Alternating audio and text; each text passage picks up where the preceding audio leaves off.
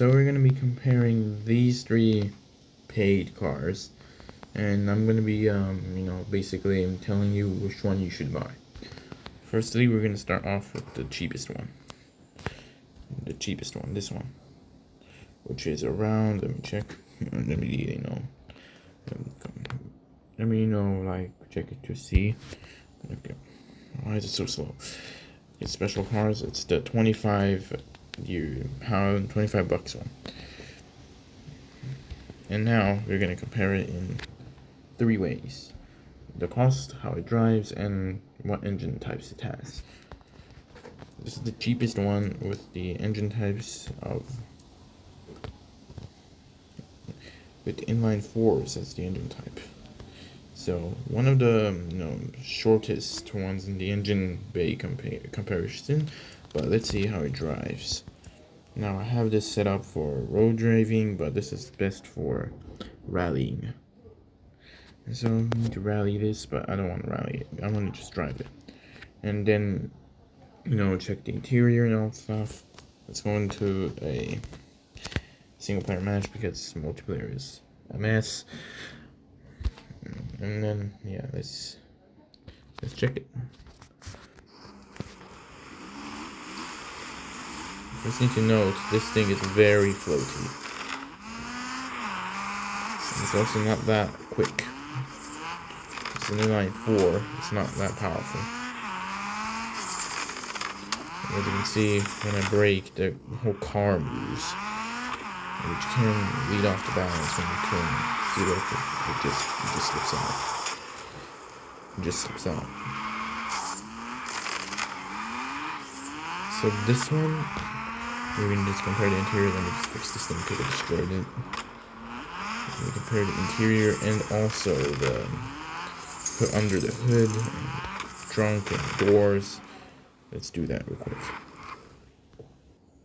I opened the doors and the hood and the trunk so we can compare it to the other cars. Now, all three of these cars have very detailed engine bay and very detailed interiors. But let's go on which one is more classy and which one is more, livable. As you can tell, the trunk. Now we can go into the interior. It's just, okay, I forgot this is a not right-hand drive car. Let's go in the store.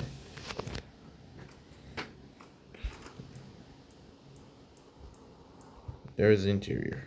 It looks like a old 2000s car, because it is.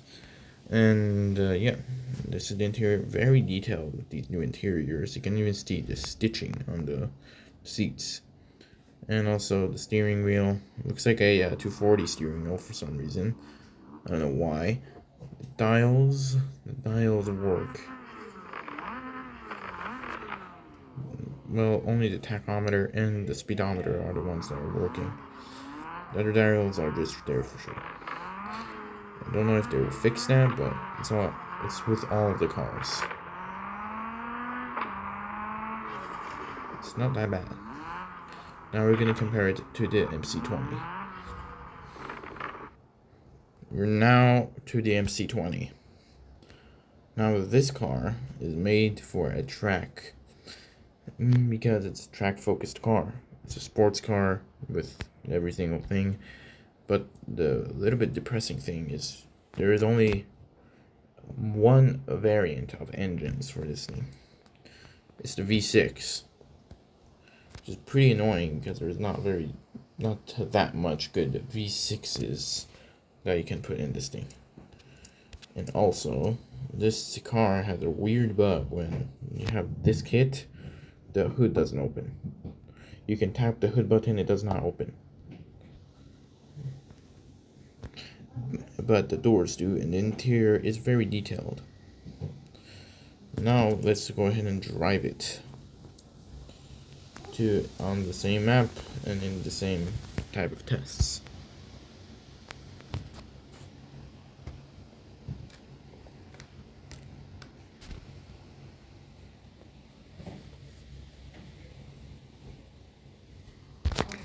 Okay, you can immediately tell the interior is much more detailed than the others.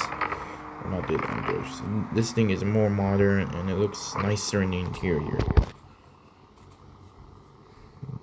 I like the pattern of the seats. I like how they're not, doing too much, not doing too little. There was also design on the doors. We're not gonna get out and open all the doors, so let me do that real quick. Okay, we open the doors. She looks pretty sick. Has the butterfly doors, but let me show you the engine compartment that doesn't open. I'm pressing the button, it does nothing. It does absolutely nothing. This car is one of the best track-focused cars because this thing rides well, controls well, and is also a very good-looking car. Let me show you how it drives. And while we're doing that, we're gonna also check the interior with the dials and everything else such. This thing feels a lot more controlled. I should take turns without slipping, but it does have understeer. You have to brake in order to steer. It has very bad understeer. Like if we get to the state and we don't slow down, actually it works. If we are on the gas and doing the turn, it understeers. Kind of like the F1.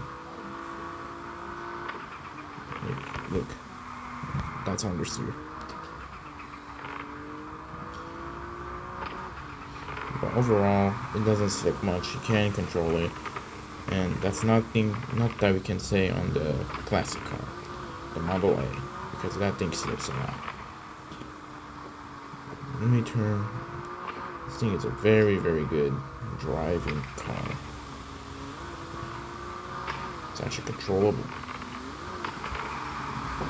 As you can tell. Jesus. Okay. Now let's check the last one and the most expensive one. Here is the most expensive new car in the lineup. Ignore the skin, I had to put a skin on it because that's just me. And yeah, this one, surprisingly, it has a lot of engine options. If we go into engine, there's an engine market.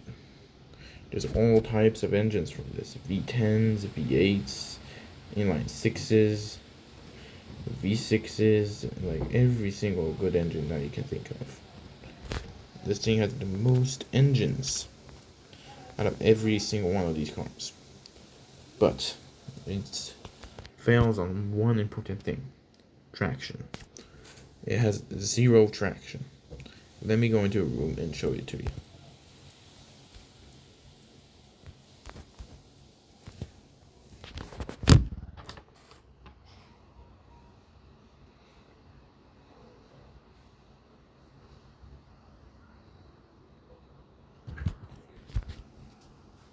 Okay, we're in a room now. And as you can tell, with a powerful engine, this thing struggles. It just literally sent me off the road.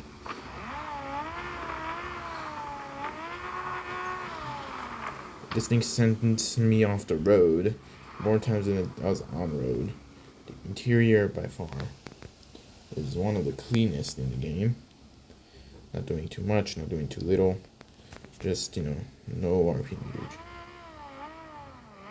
This is not the stock motor that comes with this. The stock motor is an inline 6 or something. I don't know what it is. I forgot the name of it. But, yeah. Let me show you how this thing operates. And we open all the doors. Now, despite this car having the most power and the best engine options, this thing is a very, very bad driving car. But the very, very detailed engine opening thing is one of the most unique in the game. You can see every single thing, and the engine is just sitting in there. It's an inline 6.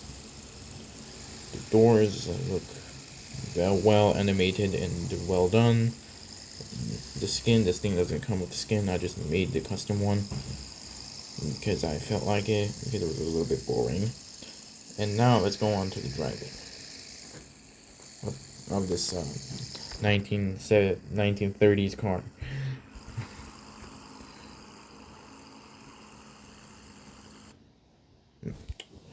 No, my phone. Okay, let's now press on the gas. As you can tell, not very controllable. Just kind of slips. Probably has to do with one of the transmissions or the rear tires, which you can't make any more thicker than the one I have now. But this could be a very good hot rod, as I just crashed. Nice. Oh my god, this thing has 0 grip. Go. This is one of the oldest cars in this game, and it's one of the best looking, in my opinion. Because it looks like a hot rod. Now the skin I put on it is not a hot rod, but it's fine. Because it's my style of skin, and also it kind of fits with some cars. I kind of like it on this car, and also the horn on this thing is one of the best.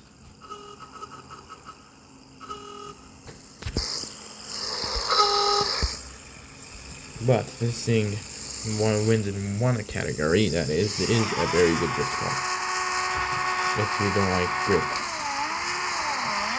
you just have to be the right driver to drift this thing, and with the right engine. I don't know yet, because I don't drive it often. Because of the beggars and all the other problems that this game has. So what would I recommend? What car would I recommend from these 3 cars? Let's go to the garage and all. So what I recommend from these 3 cars is the MC20. Because the classic car, even though it has the most engine types and the most expensive one out of all, it is one of the worst driving cars that you can get. Because it slips out, it has very skinny tires that you cannot modify, and it doesn't drive well. The Celica is a very, very easy car to trade for. And also, it's only for off-road use, and also it's a very floaty chassis because it's a rally car. This thing controls very well, it drives very well as well, and it's a good track car because it doesn't slip out, even though it does understeer and has less engine types. The V6 is the only bad thing about this thing. Everything else is good. And that's it for today. Bye, guys.